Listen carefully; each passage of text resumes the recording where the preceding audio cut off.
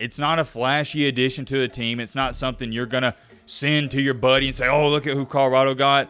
But it could be the difference in a lot of plays and a lot of games next year. Before we really got into things, I did want to come out and say early on, I was wrong in yesterday's video when talking about Omarion Cooper.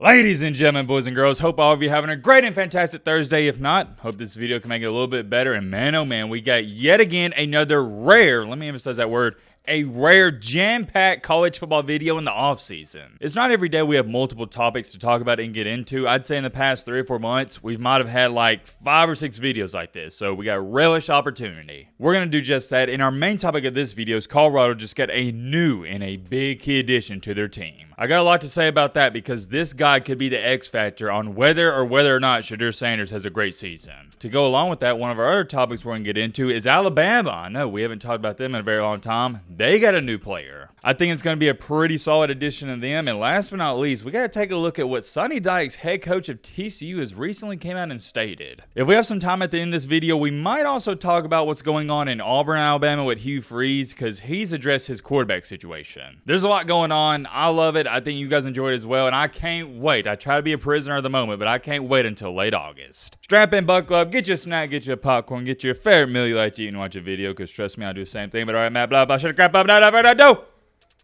Let's get into it. Oh yeah, by the way, I almost forgot to address this, but I hope each and every single one of you stayed safe last night. Remember in yesterday's video, I told you there's supposed to be some very bad tornadoes in Tennessee and Kentucky.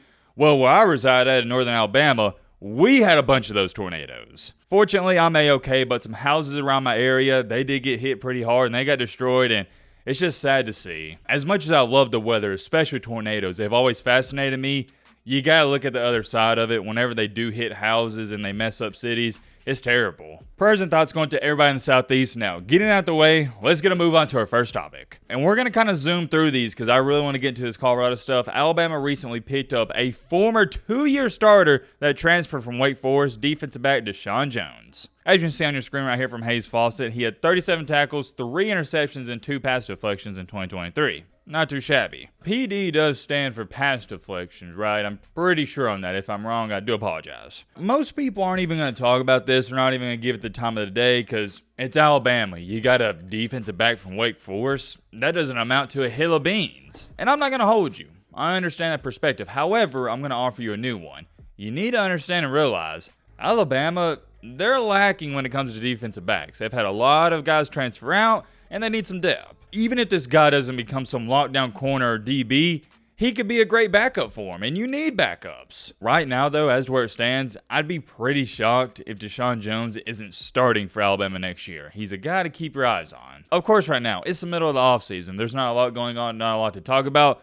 but by the time the season rolls around, this Alabama football team, alongside with Colorado and some other teams, they're going to be the talk of the town. Nick Saban's no longer the head coach. Everybody wants to see if Kalen DeBoer is the real deal, serious head coach that some people think he can be. But also, when you think about Kalen DeBoer, you associate him with offense. You don't think about defense. Is Alabama going to be this high-powered offensive machine that strays away from those defensive tendencies? Or is Kalen DeBoer going to do a good job of maintaining the defense? I guess we'll have to wait and see. Alabama's defense last year was really good. I'd put them in arguably the top 6, 7, or 8. They really impressed me considering the fact the years prior, they were awful. They were pitiful compared to the Bama standard. Moving along here, though, to our second topic, take a look at this, and I'm just going to show it to you. TCU head coach Sonny Dykes has predicted a future split among P4 and Group of 5 schools. He stated, quote unquote, Alabama and Louisiana Tech, which is La Tech right here, aren't playing the same sport, referencing that Alabama has all these 5-star recruits and La Tech, they can't compete with them. They got 2 and 3 stars. Very interesting quote here, and I'm curious. Let me know in the comment section. What do y'all think about it? Me personally, and this is my immediate reaction to it, I haven't given it too much thought, but Alabama and La Tech have never been playing the same sport. You can use this logic for any top 10 team.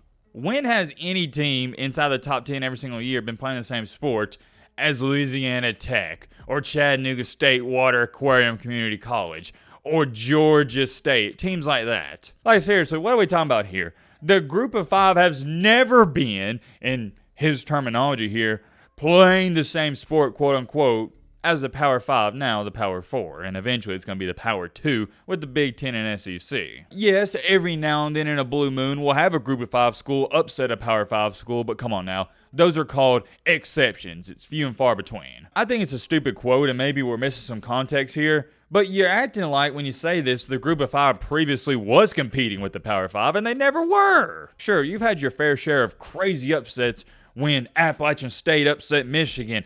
2006 or 7, I believe Alabama lost to Louisiana Monroe. Then most recently this year, you had New Mexico State beat Auburn at Auburn. I would love to talk about that some more, but we gotta get a move on to the main topic of the Man Encore. Main reason you clicked onto this video. What is going on with Colorado and who's this new player they got? Well, first things first, let's talk about what happened in yesterday's video. We talked about how their former starter, Amarion Cooper, he left and he's going back to Florida State, the Seminoles. And a lot of you on yesterday's video stated, Matt, he wasn't even a starter last year. According to some of you guys, he switched positions, and you were stating after spring ball he was no longer going to be a starter heading into next year, which I did not know, so that's on me. I didn't know Amarion Cooper switched positions, and I also didn't know more than likely he wasn't going to be a starter next year. However, the whole focal point of that video was that Colorado was losing him in the first place, and he's going back to Florida State. I was getting this information from sources. It states right here, Amarion Cooper, who was a starter at Colorado last season. You see it. So that's on me. I just assumed since he started last year, he was going to start in this up-and-coming season. Check on this comment from Terrell. He wasn't going to start this year. He was changed as safety, and he probably would have got more burn at Colorado than FSU. But he has a child and his family in Florida, so I understand the move. I'm going to say it one more time. That's on me. My mistake. I didn't know he switched positions and also didn't know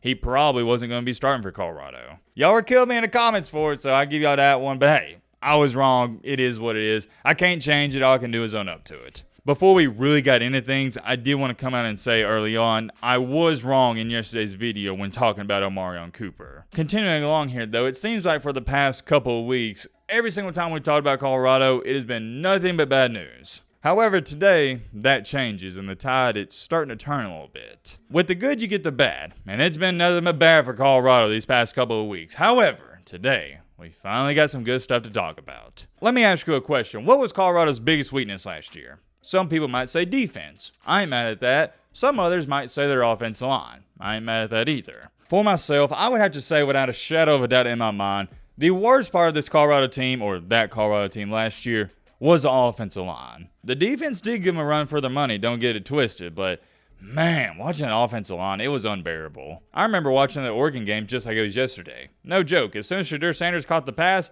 he had roughly 1 to 1.5 seconds before he's getting hit. The offensive line unit last year, it looked like a JV football team. It even got to the point, I don't know if some of y'all remember this, there was conspiracy theories thrown out that the offensive line had beef with Shedeur Sanders and they weren't blocking because they wanted him to get sacked. That's how bad it was. Do you know how bad you have to be for people in the media to start thinking you're purposely letting your quarterback get sacked and hit? Defense was awful, but man, at least occasionally they did some good things and occasionally they forced some turnovers.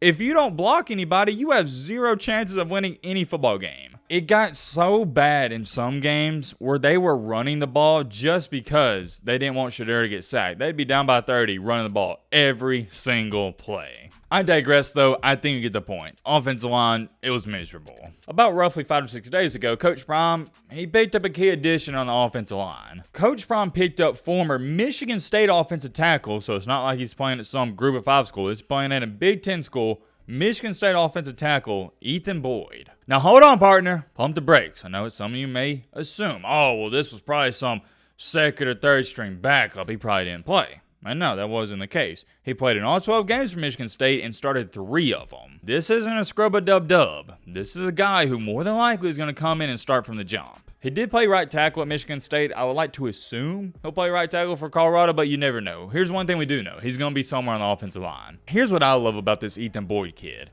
He's 6'7", 326 pounds. I'm going to say that again. 6'7", 326. You know why I like that, and you know I like to hear that? Because Colorado last year, they looked like a bunch of weenies out there. They were so small compared to teams like Oregon, it didn't even look like a fair fight. And it's not that it didn't look like a fair fight, it wasn't a fair fight in general. Sure, you got Shedeur, you had Dylan Edwards last year, he's gone. You had Travis Hunter, Xavier Weaver. You had really good skill position guys, but man, when it came to the trenches, they couldn't compete. They just got out physicaled. Who knows? Maybe this Ethan Boyd guy, he goes in there and lays an egg. That's a possibility. But I like that you're finally getting some size. The offensive line unit they had last year, it was puny, man. Why I believe this is so key, though, and it's such a big pickup, is because a lot of people talk about, oh, well, we need the 4 or 5-star wide receiver, quarterback, cornerback, wide receiver, safety, etc., etc. No, it starts in the trenches.